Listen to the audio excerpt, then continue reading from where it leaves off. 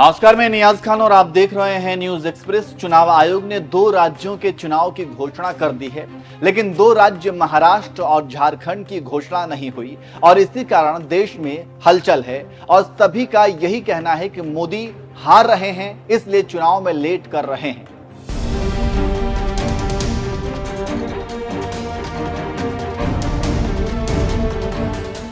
दो दिन पहले चुनाव आयोग ने 2 राज्यों के चुनाव की घोषणा कर दी, लेकिन 2 राज्यों की नहीं की। जिन राज्यों की घोषणा नहीं की वो राज्य है महाराष्ट्र और झारखंड। लेकिन इन्हीं राज्यों में से एक महाराष्ट्र में एक बड़ा सर्वे आया है जिनमें नरेंद्र मोदी के लिए बुरी खबर है। जी हां, महाराष्ट्र को लेकर मैट्रिज सर्वेक्षण एजेंसी ने एक सर्वे पेश किया जो टाइम्स नाउ ने दिखाया है और उस सर्वे के हिसाब से अगर आज विधानसभा चुनाव होते हैं तो महाराष्ट्र में कोई भी पार्टी पूर्ण बहुमत हासिल करने की स्थिति में नहीं है। 288 सदस्यों वाली महाराष्ट्र विधानसभा में बीजेपी के गठबंधन महायुति नुकसान है, वहीं महाविकास आघाड़ी को बड़ी बढ़त मिल रही है।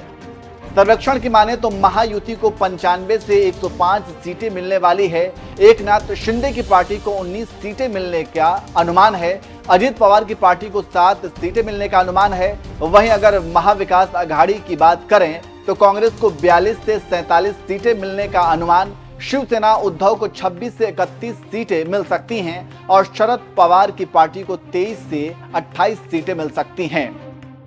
तो आप समझ सकते हैं कि कैसे मोदी के पसीने छूट रहे हैं और क्यों।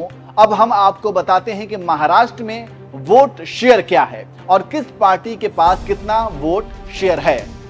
महाराष्ट्र में बीजेपी को 25.8% वोट शेयर, शिवसेना को 14.2 वोट शेयर, अजित पवार को 5.2% शेयर और कांग्रेस को 18.6% शेयर। शिवसेना यूबीटी को 17.6% शेयर, शरद पवार की पार्टी को 6.2% शेयर। तो आप समझ सकते हैं कि कैसे महाराष्ट्र की जनता मोदी को सबक सिखा रही है। वैसे हरियाणा में चुनाव की घोषणा हो चुकी है और वहां पर भी मोदी की हार तय मानी जा रही है। इससे आप समझ सकते हैं कि कैसे मोदी की मुश्किलें बढ़ती जा रही हैं और क्यों। कई राजनीतिक विश्लेषक कहने लगे हैं कि 3 राज्यों के चुनाव मोदी के भविष्य को तय करेंगे और अगर इन तीनों राज्यों में मोदी हारते हैं तो इसका खामियाजा मोदी को भुगतना पड़ेगा। देखना होगा कि क्या होता है, लेकिन लक्षण बता रहे हैं कि सेहत ठीक नहीं है।